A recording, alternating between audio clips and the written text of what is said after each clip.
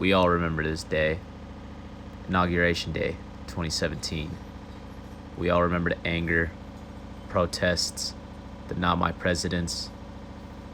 No matter how you feel about Trump, you can mostly agree he's a very polarizing guy.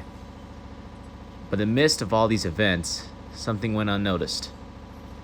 I will allow NBC to catch everyone up. Lot lately. The data of as many as 87 million of its users may have been improperly shared with Cambridge Analytica. The board of Cambridge Analytica has announced today it has suspended CEO Alexander Nix. Overall, I would say that we're going through a broader philosophical shift in how we approach our responsibility as a company. Unlike past incidents over data privacy and fake news, investors and consumers seem to finally be taking note. In the aftermath, Mark Zuckerberg has been repeating the same refrain. He and the company didn't take a broad enough view of what our As humans, we value our privacy. We like to feel like we don't have to share everything to the outside world. So when I originally heard about this scandal, I was intrigued. My first question was, how did Cambridge Analytica get this information on all of us? It all began when Facebook gave permission to a professor to look into a subject's Facebook accounts. From there, he then got access to his friends' accounts, then so on and so forth. Then, a British firm company proceeded to buy that information from the professor, and then used this information and the polls on Facebook to gain more data on everybody in the US. Here's the former CEO of Cambridge Analytica. Kind of looks and sounds like a Bond villain if you ask me. You might be wondering, how does this relate to the earlier topic of Trump? Well, Cambridge Analytica used the data points they collected to help Trump in his campaign. They used that to bombard people with a certain amount of ads. I will explain this later on in the documentary. Originally, their plan was to scour the world to find people that they considered to be persuadable. Once they found the people they could persuade, they would bombard them with a certain amount of ads that were pro-Trump and they were bad for Hillary. People might be thinking, oh well, nobody uses Facebook anymore.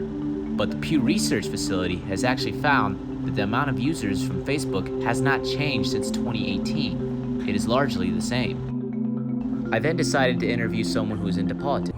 Alright, what is your name? I'm Natalie Gonzalez. And what do you do?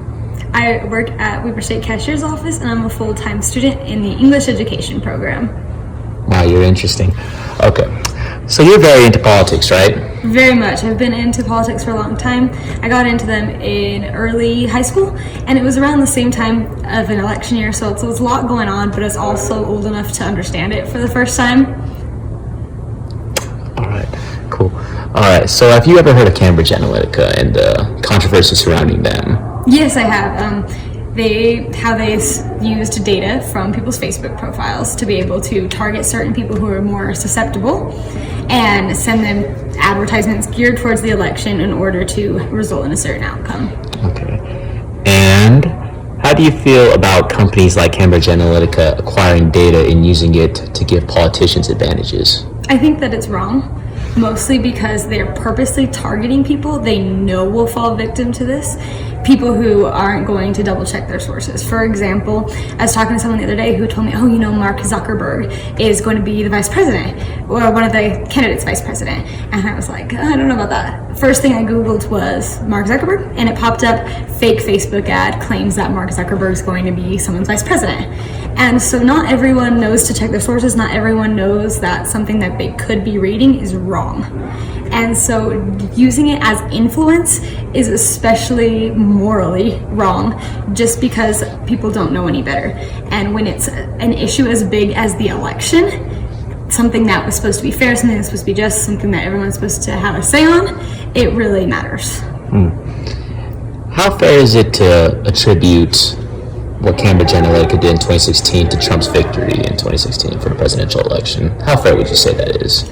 I honestly think you need more data on it. So I know Cambridge Analytica hasn't released what they exactly did. The company's no longer there, but they haven't given us too many details. I mean, how many advertisements did they do? how many people did they target, what kind of people did they target. It would have to be that. So I think you can attribute at least some of the victory to that. And I would also want to know, like, what types of advertisements were there? Were they all pro Donald Trump, or were there anti stuff about Hillary Clinton? What kind of information was being portrayed exactly to what kinds of people? Sounds like you should watch the documentary on Netflix. All right. Do you think this kind of stuff can and will affect future elections? Well, now that Cambridge Analytica is like out of business technically, it's less likely to soon, but because they haven't given anyone back the data, haven't released anything yet, it could easily happen again. So who's to stop them from selling that data, someone else repeating the same process? If Cambridge Analytica could do it, why can't somebody else? That's good. Do you believe there should be laws in place to prevent big companies like Cambridge Analytica from influencing elections across the world? Do you think there should be a big stand between all nations that say we should limit or restrict people from taking data from our inhabitants? I do, because that's not what people intended that data to be used for. It was their personal Facebook profile. It was a way to like connect with friends and family. It's not something to give information and to get information. It shouldn't be used for that. And so using people's personal data without their consent, without their knowledge, to specifically target them, I do think is wrong. Interesting. Well, thank you for your time. Since this controversy has become public, former employees have stepped forward. Like in the documentary, The Great Hack on Netflix, Brittany Kaiser admits that what they did was wrong. They were not the ones who casted the vote. It was us who didn't decipher that it was bad. Another former employee, Christopher Wiley, has come forward and said to the New York Times, the rules don't matter to them. This is a war, and all is fair in war. At the end of the day, I think an article created by Nanjala Nyabola outlines the problems this can make in the future elections. Democracy will die. No elections will be fair anymore. We must have laws that prohibit companies like Cambridge Analytica from using our data in an inappropriate way.